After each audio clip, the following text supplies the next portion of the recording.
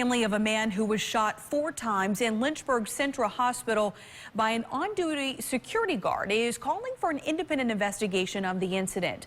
The family says both the shooter and the hospital have ties to police and the Commonwealth's attorney. WSLS 10's Rob Manch tells us what he's learned about this ongoing investigation.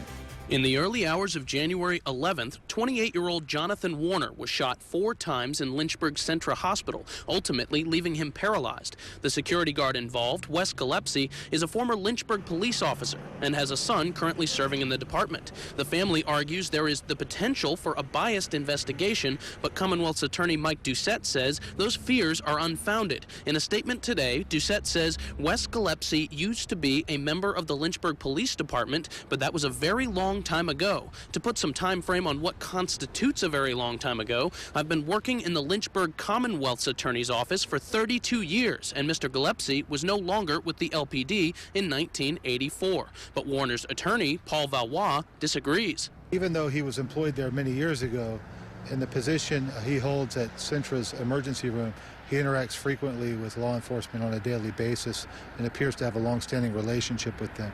And Valois says the police aren't the only ones with a tie to this investigation. One of the senior prosecutors in the Lynchburg Commonwealth's Attorney's Office is married to a clinical psychologist who's employed by Central Mental Health Services.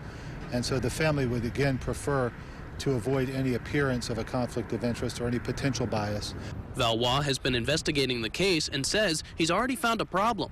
Disturbingly, what I found there is that the narrative is significantly different from the narrative that was provided in the initial press release by the Lynchburg Police Department. In the release, it states Warner was in an active fight with Gillespie when the shooting occurred. But in the affidavit signed by Detective Davis, it states Warner, quote, ran through the center when he was shot. In response, Doucette says, quote, I would conclude that the affidavit, while not wrong, is inartfully drafted and the press release is more accurate. Valois says he intends to find out what happened, even if it means filing a lawsuit. Many witnesses have come forward, including an eyewitness to the shooting who I spoke with yesterday.